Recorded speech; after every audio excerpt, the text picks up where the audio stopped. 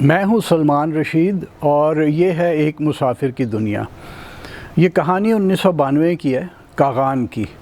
اس سال میں اپنے دوست محمد بشیر زمان کے ساتھ، جو کہ ناران کا رہنے والا ہے کاغان میں اور ماؤنٹن گائیڈ تھا، اب تو ریٹائر ہو گیا میری طرح، تو وہ اس کے ساتھ میں موسیٰ کا مسلح کلائمب کرنے گیا تھا۔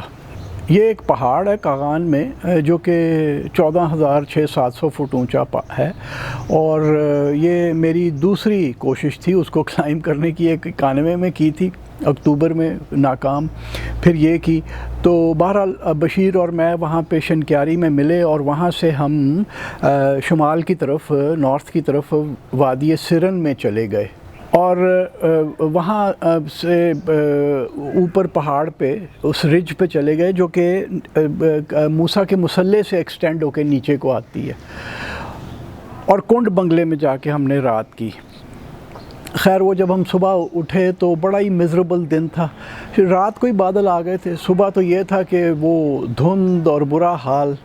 اچھا یہ بتاتا چلوں کہ یہ باہر بیٹھ کے اس لیے ریکارڈ ہو رہی ہے کہ ہمارے دوست دھرمیش تھاپر نے کہا تھا کہ بھائی باہر بیٹھ کے بھی کدی کر ایک باری، تو یہ دھرمیش کے لیے ڈیڈیکیٹڈ ٹو دھرمیش تھاپر۔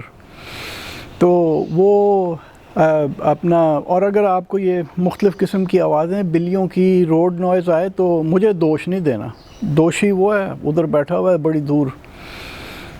تو خیر وہ ہم صبح جب ہم چلے تو ہم ایک دھند میں چل رہے تھے، چاروں طرف سے دھند ہی دھند تھی۔ نیچے کاغان تو نظر نہیں آ رہا تھا سیدھے ہاتھ کو مشرق کی طرف، لیکن مغرب کی طرف سرن گھاٹی جو تھی اس میں سے ایک دھند سی ایسے گھومن گھیریاں کھاتی ہوئی اٹھتی چلی ہوئی آ رہی تھی، اوپر سورج کوئی نہیں دکھ رہا تھا۔ خیر وہ ہم چلے، اور موسیٰ کا مسلح تو بالکل ہی نظر نہیں آ رہا تھا۔ تو شام کسی ایک وقت دوپہر کے قریب ہم ایک جگہ پہنچے جہاں پہ ہم نے کیمپ کرنا تھا اور اپنا کھانا وانا پکانا تھا۔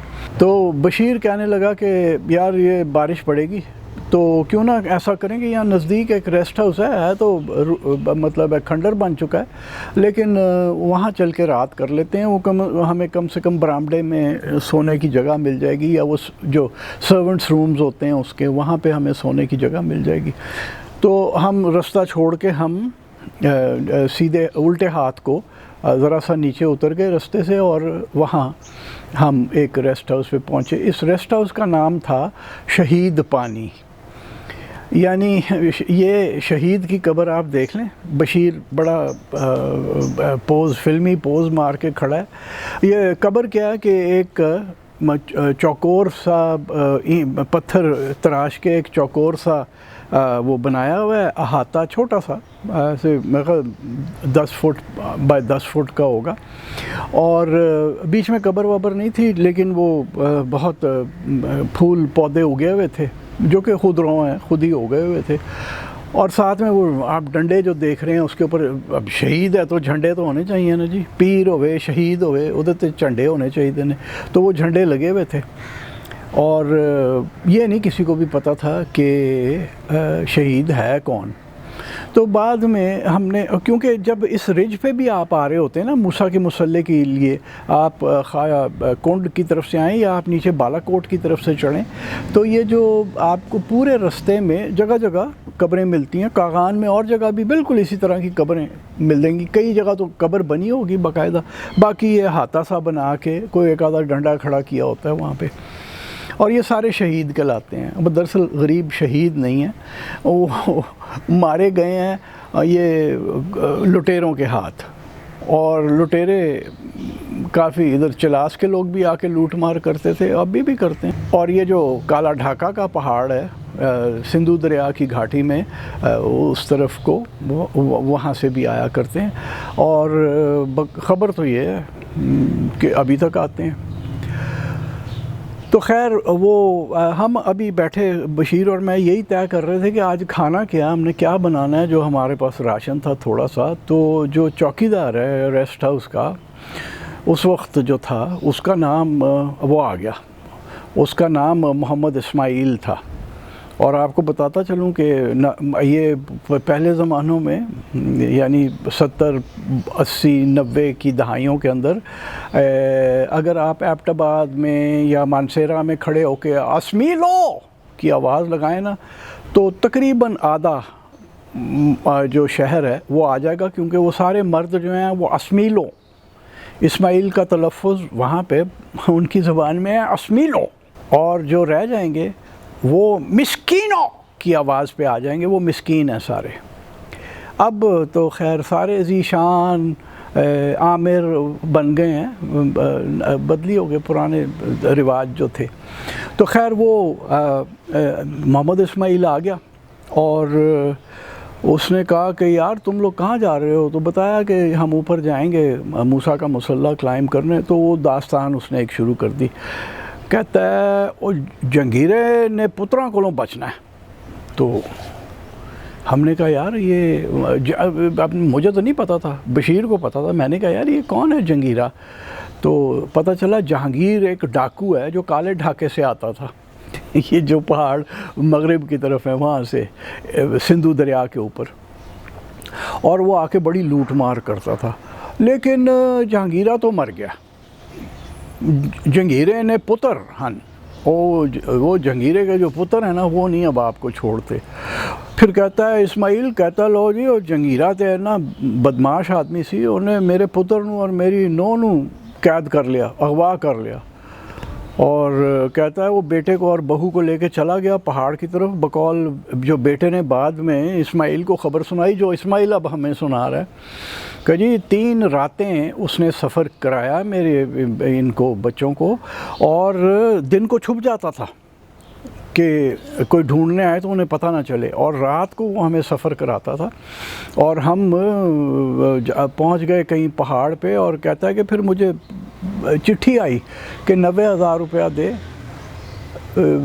تو ہم تیرے بچوں کو چھوڑتے ہیں۔ تو کہتا ہے جی غریب آدمی ہوں، میں نے مانگ تانگ کے بڑی مشکل سے 90,000 پورا کیا، اور میں وہاں سے اپنے بچے چھڑا کے لے کے آیا ہوں۔